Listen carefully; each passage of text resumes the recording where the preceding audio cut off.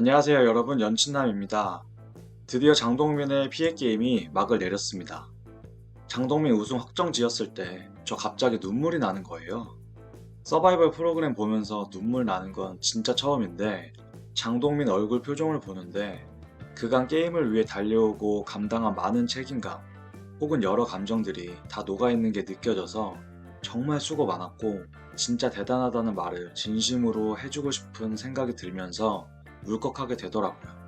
예전에 이면서가 장동민이랑 데스매치에서 붙고 떨어지면서 한 인터뷰가 생각이 났는데, 그때 말했던 게 서바이벌이라는 게 다이내믹해서 게임의 성격이 매번 바뀌는데 누가 실력이 뛰어나고 누가 부족하고 말하는 게 이해가 안 됐는데, 이번 출연을 계기로 확실히 서바이벌에 강자가 있다는 걸 느꼈다 라고 했거든요.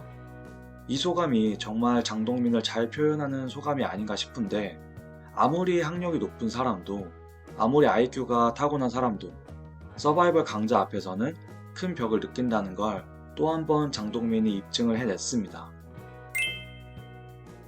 무슨 악어랑 김민아가 결승을 가네마네하는 가짠지도 않은 스포에 휘둘려서 파이널 스테이지 볼 때 혹시나 장동민이 감점되지 않을까 조마조마했던 제가 다 부끄럽더라고요. 이번 최종화에서는 장동민의 간 모먼트가 넘쳐 흘러서 정말 시간 가는 줄 모르고 봤는데, 일단 파이널 스테이지 메모리 카운트부터 얘기를 해보자면, 김민아나 주원규 같은 일반 플레이어들은 그냥 될 때까지 외워보고 안 되면 말고, 이런 딱히 전략이 없는 스탠스였고, 공부 좀 하는 허성범이나 스티브 예는 시작도 하기 전에 다 외울 수 있다고 자신감에 차 있었는데, 스티브 예는 이 와중에도 서출구랑 전략이랍시고 뭔가 짜는 모습 보고 끝까지 비호감을 유지하는 것도 정말 능력이라는 생각이 들더라고요. 장동민이 세운 전략은 앞부분은 사람들이 많이 외울 것 같으니 동남 동북 쪽처럼 뒤쪽에 배치된 숫자들을 우선적으로 외우는 전략으로 간 건데, 이게 별거 아닌 것 같지만 이 조그만 차이가 장동민을 결승으로 이끈 거거든요. 솔직히 아무리 공부를 잘한다고 쳐도 100개나 되는 숫자를 정확하게 외우는 건 말이 안 되고, 심지어 외우고 바로 어디에 써서 제출하는 것도 아니고 시간이 계속 지나도 기억을 하고 있어야 하기 때문에 까먹으면서 생기는 불안감으로 더 멘붕에 빠질 수도 있는 게임이었잖아요. 그런데 비교적 플레이어들이 덜 외운 뒤쪽부터 외우면서 앞쪽의 숫자들로 박 터지게 싸울 때 비교적 안전하게 점수를 획득하는 모습을 보면서 별거 아닌 것 같은 전략 같지만 실은 가장 중요한 포인트였다는 게 놀랍더라고요. 물론 기본적으로 암기력이 뒷받침되어야 1등을 할 수 있었는데, 그 인정 잘 안 하는 스티브 예도 장동민의 암기력에 놀라며 본인이 전공법으로 했어도 졌을 수도 있다며 감탄을 하더라고요.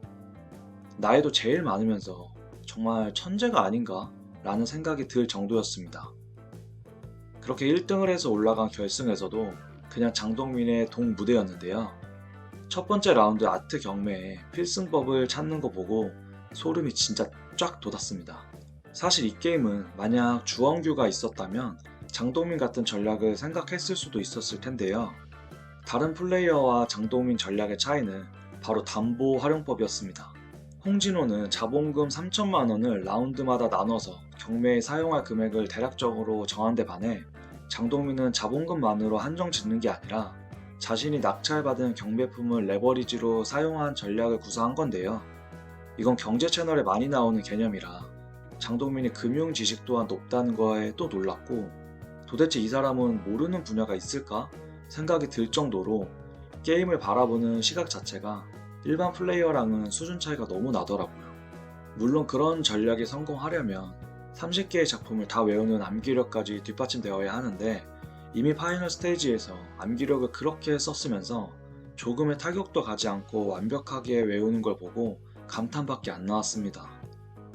3라운드 믹스앤 매치는 솔직히 장동민 없었으면 맞출 수 있는 사람이 있었을까요? 아무리 시간을 많이 줘도 다들 계속 틀리거나 포기했을 것 같은데, 정말 장동민이라서 맞출 수 있었던 것 같거든요. 공식적으로 피해게임 3의 마지막 게임인데 누구나 맞출 수 있는 게임을 선정하지도 않았을 거고, 게임 룰은 단순해 보이지만 저걸 내가 푼다고 생각했을 때는 멘붕이 와서 포기했을 수도 있을 것 같아요. 솔직히 홍진호는 처음부터 내려놓는 듯한 표정이었는데, 장동민은 또 남들이랑 다른 전략을 세우는 거 보고 그냥 미쳤다는 소리밖에 안 나오더라고요. 다른 플레이어들은 모두 칠해진 색깔들로 숫자를 판별해 내려고 하는데 반해 장동민은 색깔이 없는 부분에 집중을 했습니다. 솔직히 설명을 들을 때 너무 신박하고 그럴싸해서 저도 그 방법으로 풀어보려고 했거든요. 와, 근데 이거 안 돼요, 진짜. 시청자분들 중에 함께 풀어보신 분 있나요? 저는 진짜 헷갈려서 도저히 모르겠더라고요. 문제 풀 때 장동민의 집중하는 표정과 눈빛을 보는데 너무 멋있었습니다.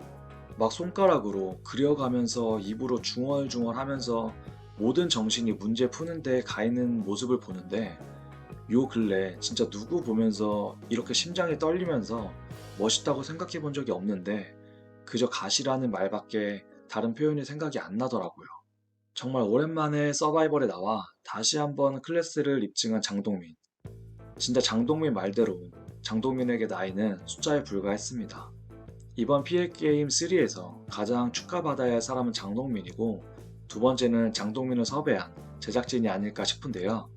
장동민의 플레이를 제대로 볼 수 있게 해준 PL게임 제작진 분들께 너무너무 감사드리며 이만 PL게임 최종화 리뷰를 마무리할 텐데요. 아쉽게도 PL게임은 이렇게 끝났지만 데블스 플랜 시즌2의 출연진이 공개되며 상반기 내 방영을 준비 중이라고 합니다. 저는 더 재밌는 리뷰로 찾아올 거니까 많은 기대해 주시고요.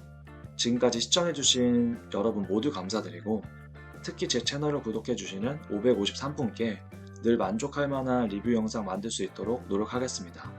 모두 남은 주말 행복하게 보내세요. 감사합니다.